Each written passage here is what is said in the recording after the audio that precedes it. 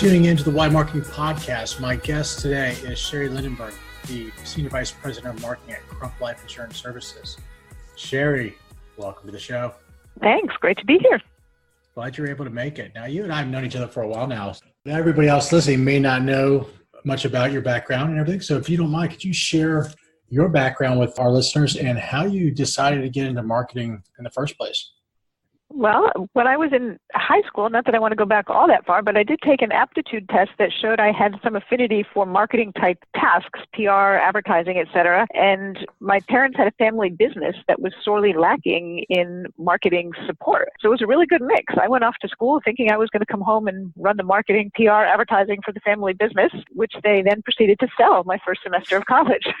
Fortunately, the direction that I had gone down was one that was aligned with things that I liked to do and had an aptitude for, so I stuck with it and did a lot of different type internships, part-time jobs, and experiences throughout college that really made me realize this was where I needed to be. I like helping other people succeed. I've thought many times about going to the sales side, and I realized I'm better off being that wind beneath the wings of the salespeople, arming them with what they need, helping them plan out a strategy, and sending them on their way to close the deal. I worked initially in the real estate industry for a large real estate firm with about 3,000 agents and 50 offices, and helping them market. And early on, when desktop publishing was just becoming a thing, really teaching them how to create the types of local marketing activities that real estate agents do all the time today. Moving on to civic marketing, teaching people how to get out and network and build relationships in their community, and pivoted from there to the insurance world. And I've been in that side of the industry for over 30 years, I'm a little embarrassed to say. Time flies. And you've kind of got like a little bit of a specialty when it comes to B2B marketing, just based on the type of companies that you've always done marketing for. Would you agree? Definitely. So I've always been working with people who are selling to consumers, which is definitely the B2B. There's been a strong consumer component of it because we're creating often content that's for consumers, but for the most part of my career, not been directly marketing to the consumers. We do a little bit of that in my current role, but most of my area is the B2B, and I really enjoy that aspect. My daughter is in a B2C marketplace, and I hear what she goes through with the consumer reactions, and I'm very happy that I'm on the B2B side.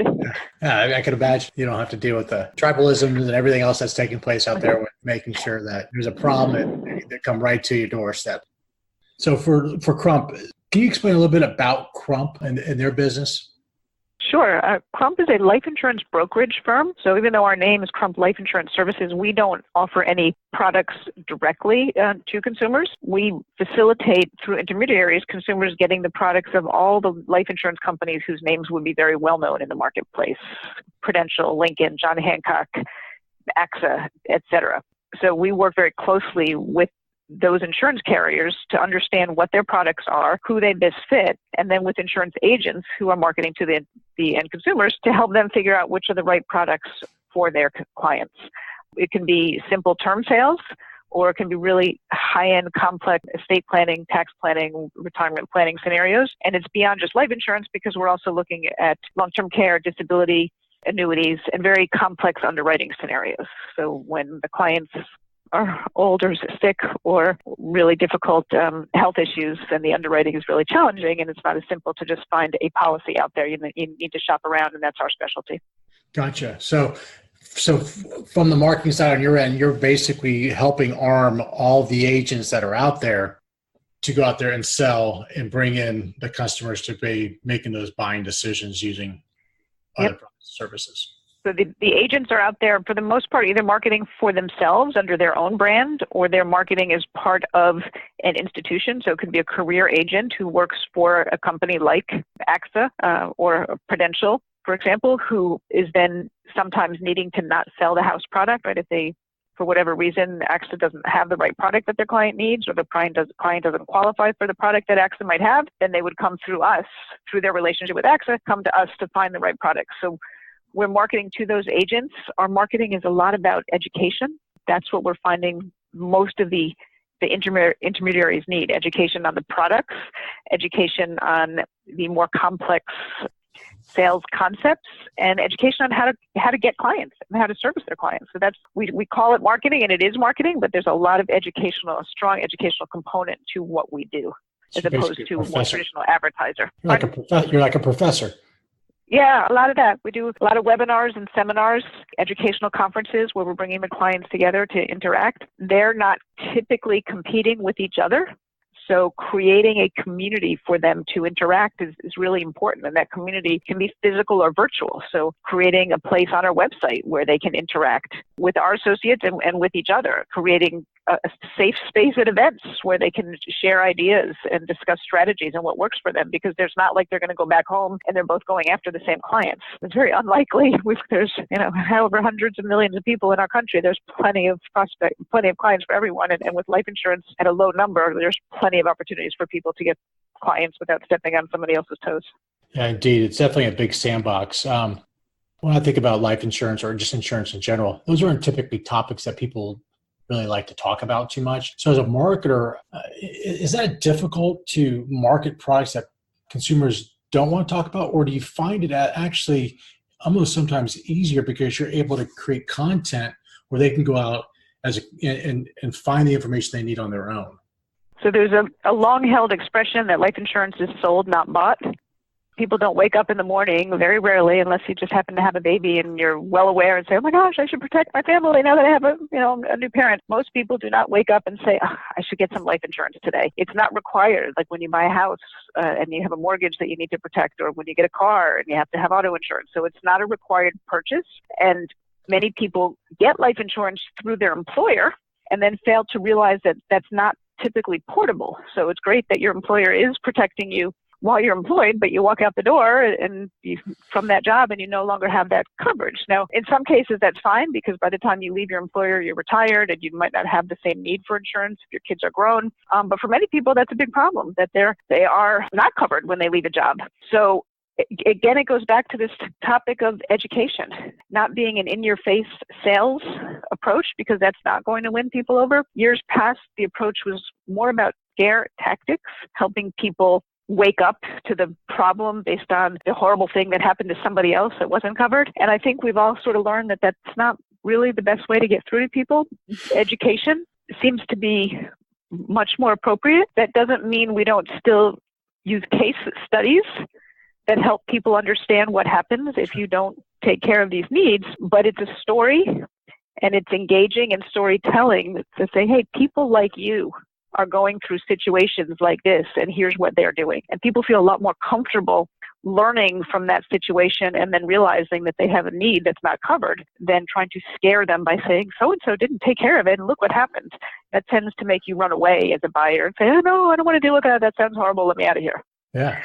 So case studies, storytelling, success stories is another big thing that we do, is showing how we as a company solve people's problems with real life examples that break it down and take away the objections that people typically have, thinking that our product is too expensive. When you break it down to how much it might cost per month, per day, compare it to other things like the cup of Starbucks and say, which is more important, protecting your family or getting that cup of coffee? Maybe both, but now you figure out where you want to spend. So I think those are a few ways that we get through to both the intermediaries and help them to get through to their consumers.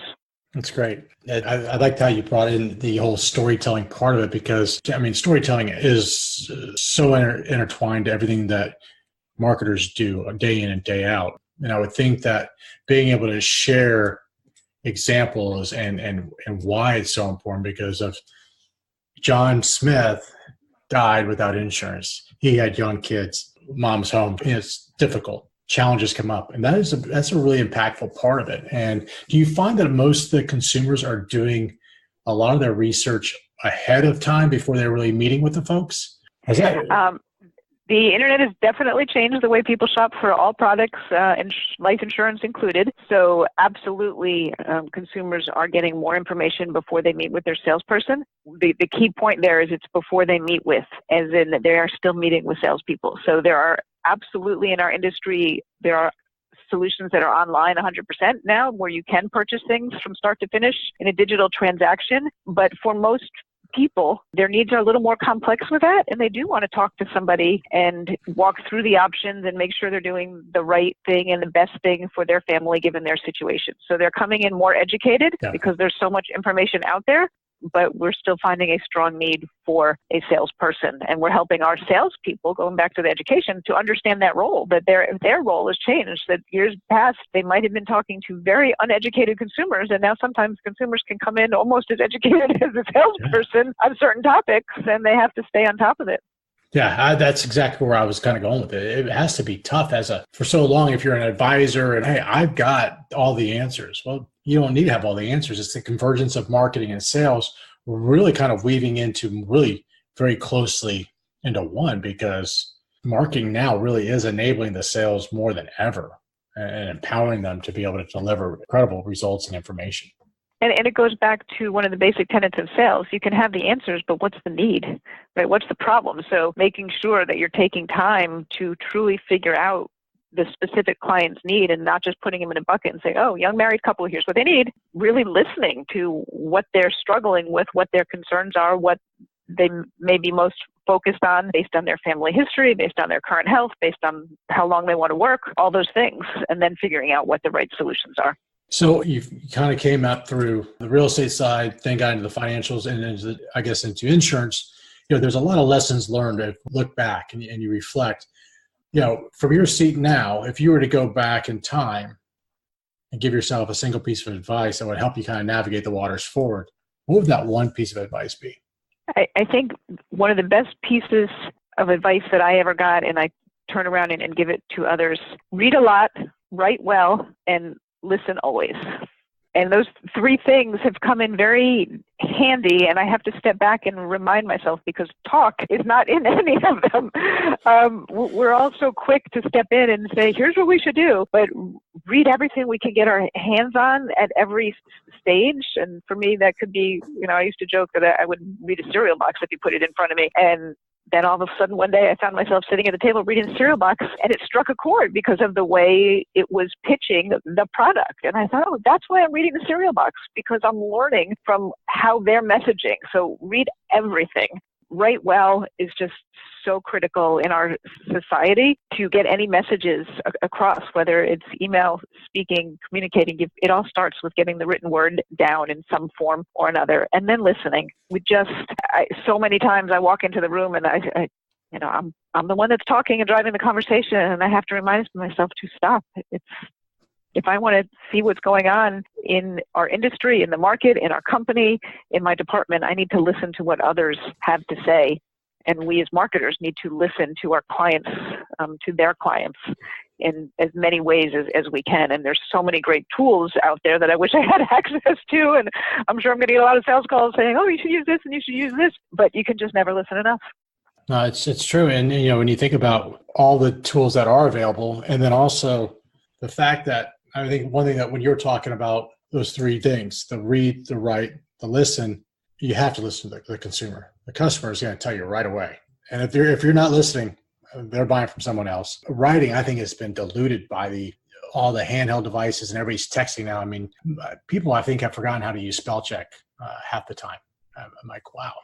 It's really sad a little bit the stage where we are right now with the way people, I don't think, put so much of a emphasis on the way that they communicate.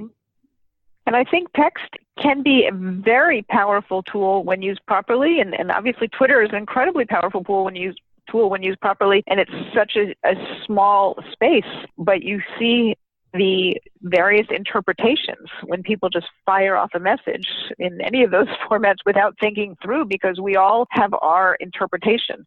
And I think we've all learned now, right, that capitals means you're yelling. But yet when that first started happening and people were writing things in capitals and we didn't all understand what that meant, you kind of like get abrupt and you're like, oh, why are they yelling at me? Until we sort of realize, whoa, stop doing that. You're giving the wrong impression. And we realize there's just a lot of different ways that people interpret things, and you have to sit through and think about even the littlest text message before you send it when there's marketing component involved. You think it means one thing and your client reads it completely different. You think it means one thing and your spouse or your kids think it means something entirely different. And absolutely. You have little arguments with those things every day. And if it happens in a one-to-one personal, you can only imagine how often it must happen in business. No, I think the communication is so key across all channels. I love the fact that I like that read, write, listen. Now, are you an actual reader or do you listen to audiobooks? I do a little bit of everything. I am unfortunately a chronic multitasker. And I say unfortunately because the more I read about multitasking, the more I read that we can't truly do it and our brains don't work that way. And I'm trying very hard to get myself to stop doing so many things at once. But I will be reading books. I just finished one just yesterday, and then I've got magazines on my iPad at the same time. I've got books downloaded for audio for the car ride home. I've got podcasts lined up for the car ride home. I'm news junkie on certain things, and then of course I've got my feeds coming in from all the social sites as well. So I am just all over and everywhere with what I read and listen to. And take it in any format you can get it, sounds like. I do. But then the most embarrassing thing, so I'll say right now, is people ask me, what's the latest thing that you're reading or listening to? And I can't even think of the names because I'm just jumping out all over the place. And without having physical books in my hand anymore either, I find it really hard to remember the names of things I'm reading because I don't see the title staring at me in my bag anymore, which is kind of ironic. Yeah, no, I'm an audiobook guy. I have to admit, it's so mobile. I can have a book going at all times. If I'm in the car, I can pick up a chapter. I can read a chapter while driving. It's just really nice. I love that part of it. So yeah, if I try audio when I'm not driving, though, like when I'm on a plane, I'll just fall asleep. So I can only do audio when I'm driving. It does keep me awake when I'm driving. That's good. I've never been able to fall asleep on a plane, so it's kind of a easy thing for me to be able to knock out. Well, I appreciate the time. I know you're very busy, and I love the insight on the whole B2B marketing. I love the tip on the read, write, listen. I think that's something we should all make sure that we take care of and remember for ourselves. So that's all we've got for today. So I'm going to let you get back to your day, and thank you for being on our podcast. Thank you. This was fun. I appreciate it. Bye-bye. Bye-bye.